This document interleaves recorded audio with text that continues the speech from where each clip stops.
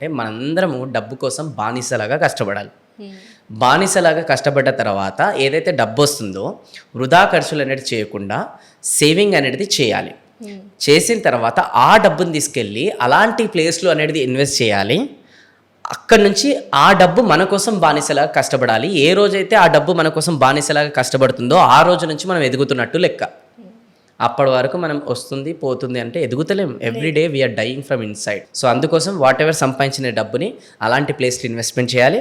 So that ఆ డబ్బు మన కోసం బానిసలా కష్టపడాలి. ఇప్పుడు అడగొచ్చు అలాంటి ప్లేస్ లేనిది ఒకటి కాదు రెండు కాదు అన్నీ చెప్తా రాసుకోరు.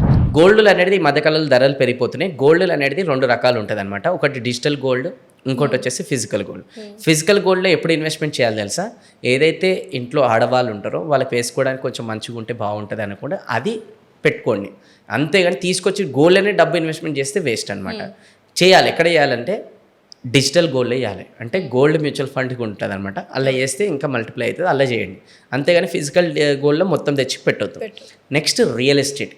రియల్ ఎస్టేట్లో కూడా ప్లాట్, ఫ్లాట్ ఆర్ఎల్స్ మన ఇండిపెండెంట్ హోమ్, కమర్షియల్, ఈ నాలుగిట్లో ఫస్ట్ ఏది ఇన్వెస్ట్మెంట్ చేయాలంటే ఫస్ట్ ప్లాట్ పైన ఇన్వెస్ట్ చేయాలన్నమాట. ఎందుకంటే భూమి అనేది ఎప్పుడైతే ఉంటుందో దానిపైన ఒక్కసారి ఇల్లు కన్స్ట్రక్షన్ అయితే దాని వాల్యూ ఆగిపోతుంది.